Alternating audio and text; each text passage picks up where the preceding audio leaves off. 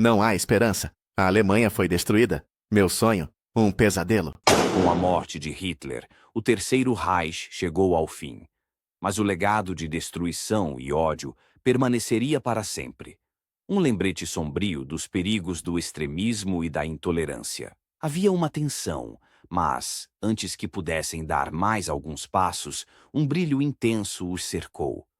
O vórtice temporal os engoliu num instante, distorcendo a realidade. Quando a luz se dissipou, o frio da capital alemã deu lugar ao calor sufocante do Egito.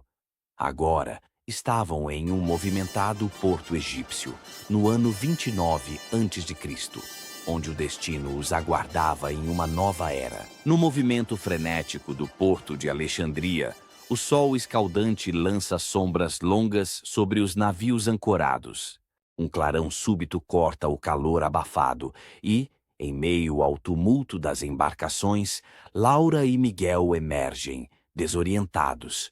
O ar carregado de tensão parece respirar com eles, e o som do vai-vem das ondas é interrompido pelos gritos ansiosos de guardas.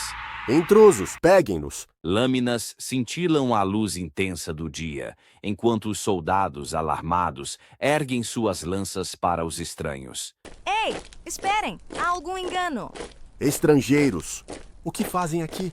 Calma, podemos explicar. Sem perceberem, Laura e Miguel apareceram perigosamente perto do Artemísia, o majestoso navio principal da esquadra real egípcia. Suas vestes chamaram atenção, fazendo-os parecer membros de uma casta nobre estrangeira. Antes que pudessem entender o que estava acontecendo, foram capturados e conduzidos ao Palácio Real. Cada passo no vasto edifício reverberava nos pavimentos de pedra fria, e as paredes, adornadas com hieróglifos, pareciam sussurrar segredos de séculos. Quando as enormes portas da sala do trono finalmente se abriram, a atmosfera carregada de suspense revelou a figura imponente de Cleópatra, cujos olhos penetrantes fixaram-se neles, como se já soubesse quem eram, mas ainda assim aguardasse o momento certo para agir.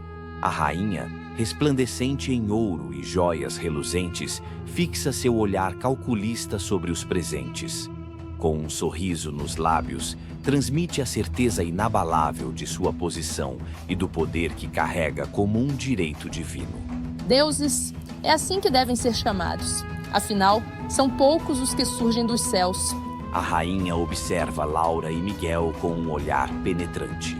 De repente, um brilho em seus olhos revela sua convicção. Ela os vê como deuses enviados pelos céus. Laura tenta argumentar, mas Miguel a interrompe com um olhar cauteloso. Contrariar Cleópatra, agora convencida de sua origem divina, poderia ser perigoso. Então, eles aceitam sua hospitalidade, sendo levados para um luxuoso salão de banquetes. Acomodem-se. Espero que apreciem a culinária egípcia. A rainha se aproxima, pega uma uva e a mastiga languidamente, enquanto compartilha sua história. Fui criada em Alexandria. Sou herdeira da dinastia ptolomaica, descendente direta de Ptolomeu I, um dos generais de Alexandre, o Grande. Sou filha de Ptolomeu XII. Após a morte de meu pai, assumi o trono com 18 anos, governando ao lado de meu irmão e marido, Ptolomeu XIII. Quando ele morreu, casei com meu outro irmão, Ptolomeu XIV, mas não tive muita sorte com maridos, pois ele também faleceu logo depois. Casar com irmãos era uma tradição, mantinha o sangue real, puro. Porém, Ptolomeu XIV não passava de uma figura decorativa. O poder sempre foi meu. Sua morte. Bem, isso foi uma solução conveniente para que meu filho com Júlio César, Ptolomeu XV, se tornasse meu corregente. Aprendi desde cedo que o poder não é dado, mas conquistado. Meu pai me ensinou sobre alianças e minha inteligência me permitiu governar este reino tão cobiçado. Não sou apenas uma mulher, sou uma líder, uma rainha que domina estratégias políticas e diversas línguas. Foi assim que conquistei o respeito de Júlio César. Ele era um homem poderoso e eu não era apenas sua amante, e sim sua aliada. Tivemos um filho, Ptolomeu XV, mas Roma nunca aceitou sua existência como herdeiro. Após o assassinato de César, aliei-me a Marco Antônio e travei batalhas contra Otaviano, o futuro imperador Augusto de Roma. Miguel e Laura escutam atentamente cada palavra. A paixão e a astúcia da rainha tornam tudo ainda mais real, como se estivessem vivendo os eventos ao lado dela. Sou uma deusa viva e a minha beleza deve refletir a perfeição. Para minha juventude, a natureza me concede mel, veneno de abelhas e leite, exaltando minha graça em perfeita harmonia com a criação. Mais tarde, sob a luz da lua, Cleópatra se aproxima de Miguel, tocando seu braço com delicadeza, enquanto o observa com um olhar sedutor. Estou em dúvida. Você tem o olhar de um guerreiro, de um rei, ou será um deus?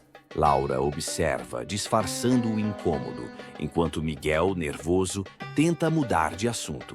Mas Cleópatra se diverte ao provocá-lo. Uma luz intermitente pisca na roupa de Laura. O dispositivo de viagem no tempo está se ativando. Precisamos ir.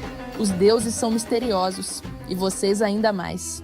Subitamente, um clarão envolve tudo, fazendo o palácio desaparecer. Cleópatra, sorrindo intrigada, observa o vazio e murmura: que mistério encantador!